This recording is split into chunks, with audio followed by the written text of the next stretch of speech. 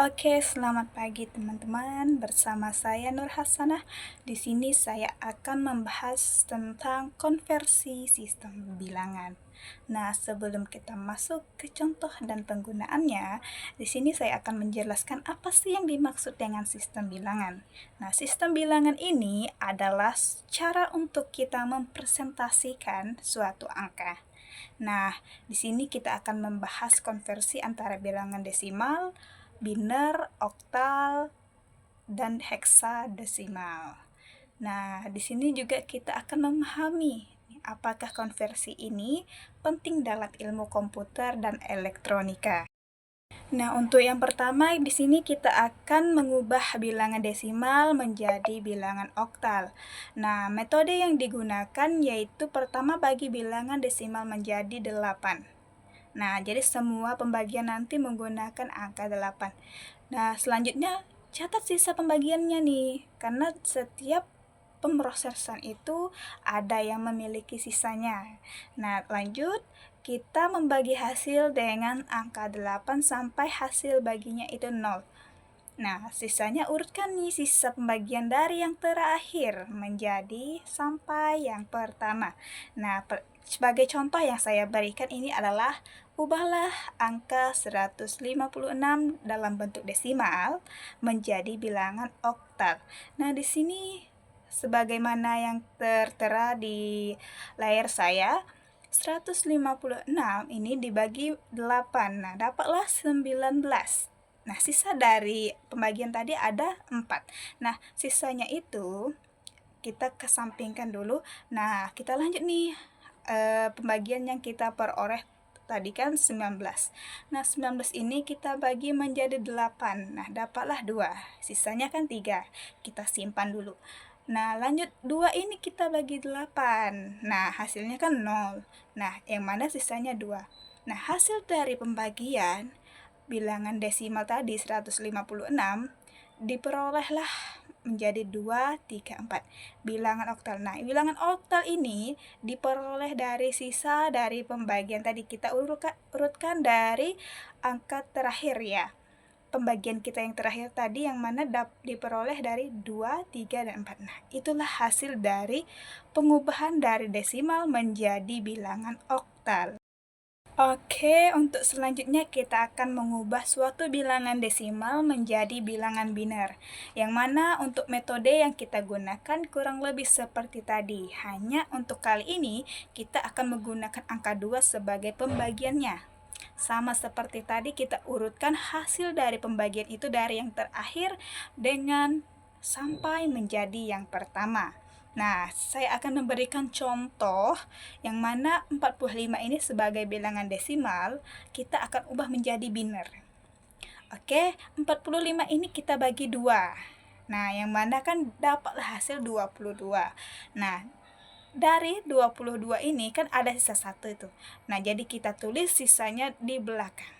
Nah, kita lanjut lagi. 22 ini kita bagi menjadi 2. Diperolehlah sebagai hasilnya yaitu 11. Nah, sisanya kan tidak ada. Tapi di sini kita akan tulis yaitu 0. Ya, kita tulis walaupun tidak ada sisa yang diperoleh dari pembagian tadi. Nah, kita lanjut. 11 ini kita bagi menjadi 2. Diperolehlah yaitu 5. Nah, sisanya tadi kan ada 1. Kita simpan. Nah, 5 ini kita bagi lagi menjadi 2. Diperolehlah yaitu 2. Nah, sisanya itu 1. Kita simpan. Nah, 2 ini pun kita bagi lagi. Kita bagi menjadi 2. Dapatlah hasilnya 1. Nah, sampai kita bagi 2 lagi hasilnya yaitu 0. Nah, 1 dibagi 2 kan hasilnya ini kan 0 ya. Jadi kita tulis sisanya itu 1. Nah, hasil dari bilangan desimal tadi yaitu diperoleh yaitu 101101.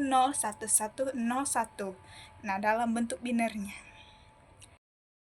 Oke, jadi di sini kita akan mengubah bilangan desimal menjadi bilangan heksadesimal. Nah, untuk pembagiannya ini kita akan bagi bilangan desimal tersebut dengan angka 16. Nah, untuk catatannya seperti yang ada di layar saya. Nah, untuk lanjut pembagiannya pun sama dengan yang sebelumnya, yang mana kita akan bagi itu sampai dengan 0. Nah, untuk urutan pembagian tersebut juga sama, dari yang terakhir sampai yang pertama. Nah, contoh yang saya berikan di sini yaitu 287 bilangan desimal. Nah, kita akan ubah nih ke dalam heksadesimalnya. Nah, 287 ini kita bagi 16. Nah, dapatlah itu 17, sisanya ada 15. Kita simpan dulu. Nah, 17 ini kita bagi 16, diperolehlah 1. Nah, sisanya itu 1. Nah, 1 ini kita bagi lagi 16, sampailah diperoleh yaitu 0, sisanya kan 1. Nah, hasil dari pembagian dari angka desimal 287 ini diperolehlah yaitu 11 atau 11F dalam bentuk heksadesimal. Oke, baiklah teman-teman, untuk selanjutnya kita akan membahas tentang bilangan oktal. Ini kita ubah menjadi desimal. Kalau tadi kan desimal kita ubah menjadi oktal. Nah, ini kebalikannya teman-teman. Untuk metodenya berbeda dari yang sebelumnya. Untuk kali ini kita mulai dari angka paling kanan teman-teman, yang mana posisinya ini adalah 0. Nah, jadi kalikan setiap angka oktal dengan 8 pangkat posisinya. Nah, jumlahkan ini hasil dari perkalian tersebut nih, kita jumlahkan. Untuk contoh yang akan saya berikan, di sini kita punya angka atau bilangan yaitu 325 dalam bentuk oktal. Kita akan ubah nih menjadi desimal. Nah, di dalam sebelum kita menjadikan ini desimal, kita akan membuat suatu perkalian. Nah, di dalam kurung pertama ini ya ada 5 dikali 8 pangkat 0 ditambah 2 kali 8 pangkat 1 dan ditambah 3 kali 8 pangkat 2. Nah, kita operasikan teman-teman. Yang mana 5 dikali 1, 2 dikali 8, dan 3 dikali 64 ini hasil dari 8 pangkat 2, 8 pangkat 1, dan 8 pangkat 0 ya teman-teman ya. Oke, di sini diperolehlah hasilnya yaitu 5 ditambah 16 ditambah 192. Nah, dari pengoperasian tersebut diperolehlah suatu angka atau bilangan yaitu 213. Nah, hasil dari bilangan oktal tadi yaitu 325. Untuk menjadi desimalnya kita peroleh yaitu 213. Nah, begitulah teman-teman cara perubahan bilangan oktal ke bentuk desimal. Oke, untuk yang selanjutnya kita akan mengubah bilangan biner ke dalam bentuk desimal.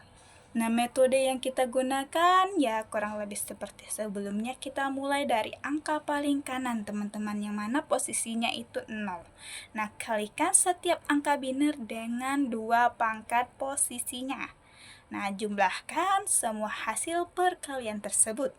Nah, contoh nih, saya akan memberikan, ubahlah suatu bilangan biner ini 10110. Nah, menjadi bilangan desimal.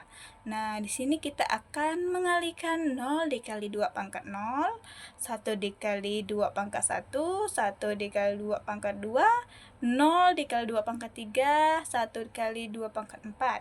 Nah, diperolehlah 0 dikali 1, 1 dikali 2, 1 dikali 4, 0 dikali 8, dan 1 dikali 16. Dapatlah kita pengoperasian tersebut yaitu 0 ditambah 2 ditambah 4 ditambah 0 dan ditambah 16. Hasilkan dari, ya kita jumlahkan hasil dari perkalian tersebut, diperolehlah yaitu 22. Hasil dari bilangan biner yang mana tadi 10110 itu menjadi desimalnya yaitu adalah 22.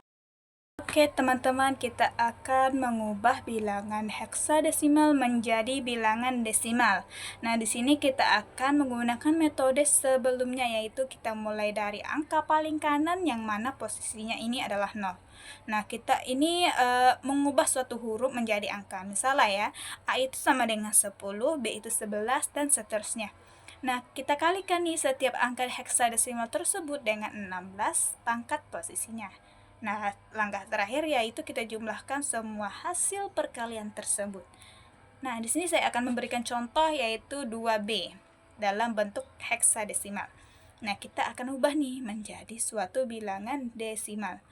Nah, seperti biasanya kita akan mengalihkan suatu bilangan itu ke dalam suatu perkalian. Nah, di sini B dikali 16 pangkat 0 ditambah 2 dikali 16 pangkat 1, teman-teman.